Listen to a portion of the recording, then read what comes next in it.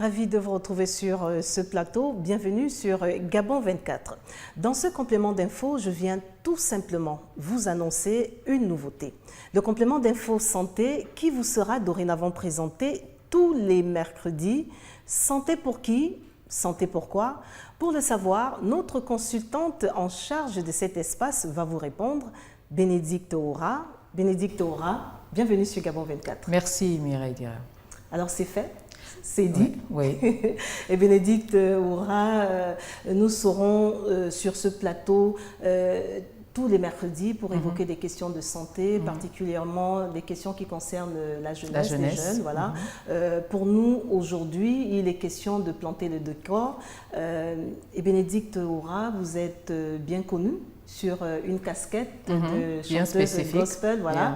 Et qu'est-ce qui justifie que vous partiez de cette casquette à celle d'éducatrice aujourd'hui et vous avez envie de partager avec nous cette expérience? Alors, ça s'est passé de façon, j'ai envie de dire, logique. Logique parce qu'il y a plusieurs années, j'ai écrit une chanson, grâce à Dieu, dans le cadre de la sensibilisation de l'éducation en matière de VIH. Et il se trouve que c'est la chanson qui a été prise, utilisée ici au Gabon dans le cadre de la riposte nationale, donc en matière de lutte contre le VIH-Sida.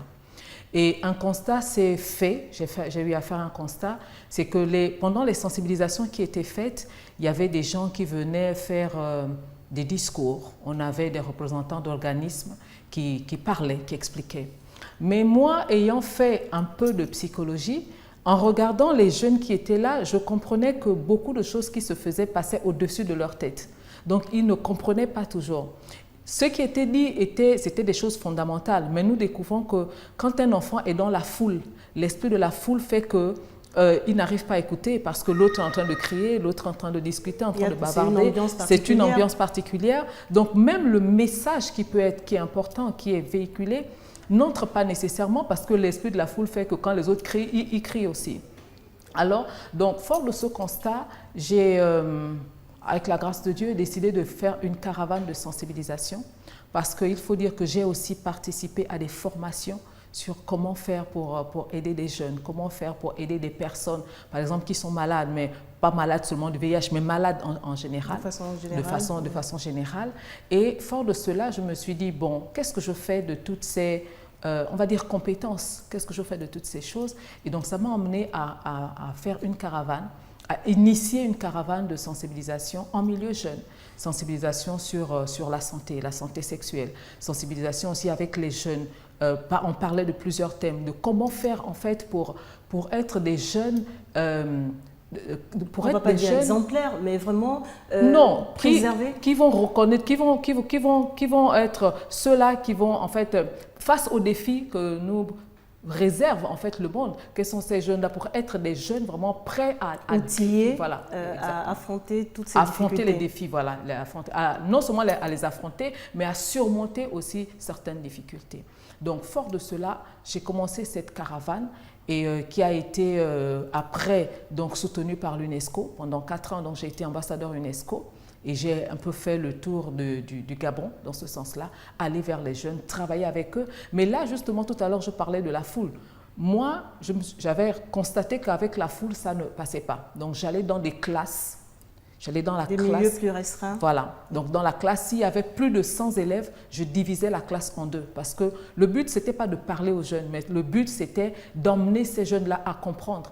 Non pas en leur disant « ne faites pas ceci, ne faites pas cela », mais un peu comme avait fait un des philosophes, en fait, qui avait utilisé la maïotique. Les emmener par eux-mêmes, on pose des questions, voilà, à eux-mêmes à se rendre compte que vous faites. Mais finalement, c'est vrai en plus. Donc, c'est comme ça que donc, tout est parti déjà de mon métier premier qui est du chant. Et donc, à partir de ce chant, ça m'a emmené à voir certaines choses, à être au contact des jeunes, à travailler avec eux, d'être avec eux d'abord avant que de travailler avec eux.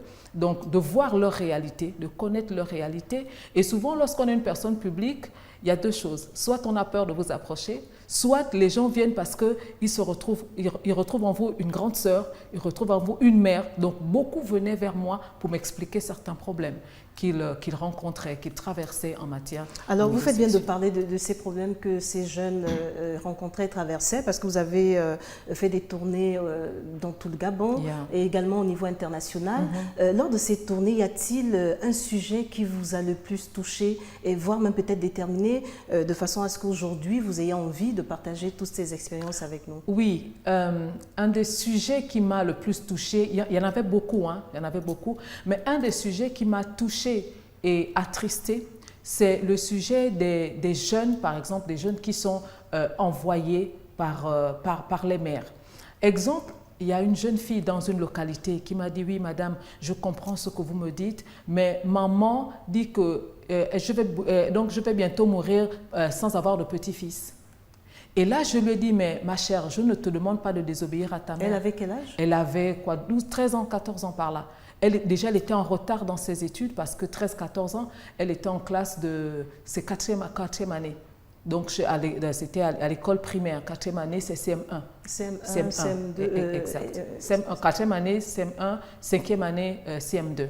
Alors, je lui ai dit, moi, je ne te demande pas de désobéir, mais je vais juste te poser quelques questions et tu me répondras. Je lui ai dit, quand tu vas, parce qu'il faut faire plaisir à maman, aller avec un homme pour faire un enfant. Je dis, ok, l'enfant c'est une bénédiction. Je dis, mais avant que tout cela n'arrive, la première chose, l'homme avec qui tu vas pour avoir des rapports sexuels, ou le jeune homme avec qui tu vas pour avoir des rapports sexuels, lorsqu'après t'avoir connu, il s'en va, la douleur, c'est maman qui la porte ou c'est toi qui la porte? C'est moi, madame. Je dis, ok. Le jour où, par exemple, tu es enceinte et que tu dois passer ton examen, tu vois ce garçon à qui tu as donné ton corps, à qui tu as livré ton intimité.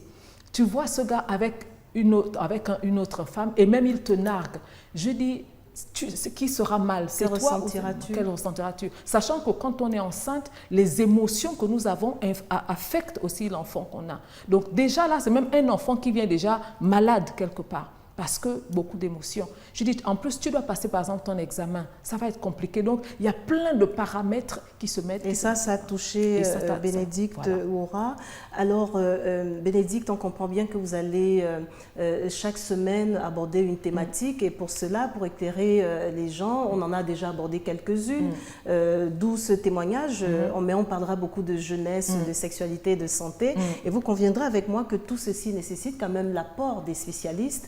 L'apport, leur regard sur des questions. En connaissez-vous déjà ou bien avez déjà vous pris attache avec certains? Bien évidemment, on aura des spécialistes parce que ça nécessite qu'on ait des spécialistes, ça c'est clair. Moi, j'ai des notions on va dire, de terrain. Parce que discutant avec les jeunes, parce qu'ayant été là.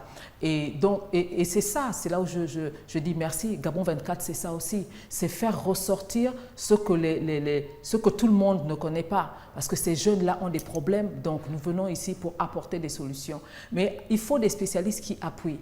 Moi, je me suis rapprochée de certains spécialistes. Je me suis rapprochée d'un gynécologue obstétricien, je me suis rapprochée d'un cardiologue, je me suis rapprochée de plusieurs personnes, d'un psychologue aussi. Donc ces personnes viendront et nous aurons besoin d'autres spécialistes. On aura besoin de sociologues. Donc je crois que c'est le moment ici de lancer aussi cet appel-là à ces personnes parce que nous avons tous besoin, ces enfants ont besoin de nous. Cette jeunesse a besoin de nous. Et nous voulons parler de la jeunesse. Pourquoi? Parce que c'est l'avenir. C'est le Gabon de demain. C'est le Gabon de demain. Au lieu que de leur jeter la pierre de comment est-ce qu'ils font mal les choses, il est temps, encore plus, parce que je sais que ça a déjà été fait, mais encore plus parce qu'en tant que parents, nous n'avons pas le droit de baisser les bras. Donc il est plus que temps, il est temps de faire encore plus. Donc nous avons besoin de ces personnes ressources. Donc des médecins, des gynécologues obstétriciens, nous aurons besoin de sociologues, nous aurons besoin de psychologues, nous aurons même besoin de psychiatres. Donc vraiment, ce serait bien que ces personnes viennent. Tout y passera dans Info Santé Plus. Oui, et puis les choses vont être dites, Mireille, de façon vraie et crue. Quand je dis crue, mais de vrai, parce que voilà, les faits. Il faut qu'on mette les choses sur la table afin de pouvoir avancer et d'être des aides efficaces. Alors, si il vous était demandé peut-être de nous dire, on aura compris que le public cible dans cet échange sera souvent la jeunesse, en rapport avec leur santé, qu'elle soit sexuelle et autres, j'en passe. Quel sera le procédé? Oui, on fait le constat, on vient de comprendre, on va vers le spécialiste. Et la suite? Il y aura, déjà il faut dire que c'est des questions qui touchent les jeunes. Ce sont des questions qui touchent les jeunes. Donc nous allons prendre à partir de questions déjà posées par les jeunes. Donc les jeunes sont venus, ils ont posé des questions. Nous allons prendre là-dedans. Et aussi, il y aura, de toute façon, il y aura une adresse qui va certainement être communiquée. Donc à partir de ces adresses, les jeunes pourront poser des questions, leurs préoccupations. Vous voulez des échanges interactifs? On veut des échanges interactifs. Il faut que ces jeunes posent des questions. Les questions que vous ne pouvez pas poser à la maison, chers jeunes. Ces questions qui vous dérangent, qui vous taraudent l'esprit, qui vous vraiment. Souvent, on est là, on se met martel en tête. Ces questions que vous ne pouvez pas poser sur la table à la maison, voici un espace afin de pouvoir les poser, parce qu'il y aura des personnes qui seront là pour pouvoir nous aider. Moi, je suis là, il y a Madame Mireille Diarra qui est là, il y aura des spécialistes aussi qui pourront répondre à ces questions. Donc, nous aurons beaucoup de questions comme ça, Mireille, qui vont être mises sur la table. Pas de questions, de préoccupations, c'est mieux. Il y aura beaucoup de préoccupations qui vont être mises sur la table et nous allons travailler à apporter des clés supplémentaires à ces jeunes-là. Bénédicte Ohora, en terminant, pouvez-vous déjà peut-être nous annoncer le thème de la semaine prochaine? Oui. Alors, la semaine prochaine, nous allons parler, Mireille, de la dépression chez les jeunes. Et pourquoi ce serait bien de commencer par ce thème, selon moi? Parce que nous avons remarqué aussi que souvent en Afrique, je parle de l'Afrique, beaucoup d'enfants sont dépressifs, mais quand l'enfant manifeste une dépression, on dit « Oh, ça, c'est les choses des Blancs. » C'est les choses des Blancs. Ce n'est pas les choses des Blancs. La dépression, c'est quelque chose de terrible qui détruit beaucoup de jeunes. Et tous les travers que nous voyons aujourd'hui, beaucoup partent de la dépression. Beaucoup partent de là.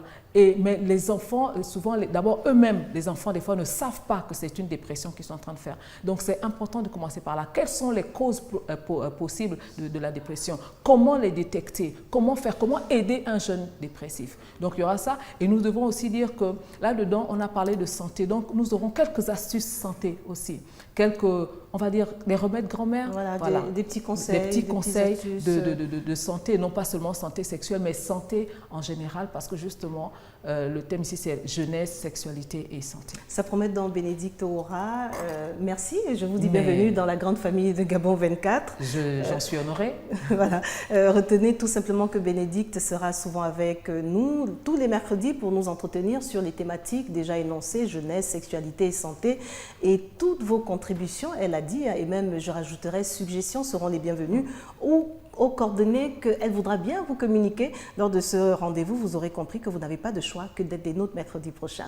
Merci Bénédicte Ohora d'être passée. Encore. Ça fait un plaisir. Donc pour cette entrée à la matière et merci à vous de nous rester fidèles et à bientôt pour un autre complément d'infos sur Gabon 24.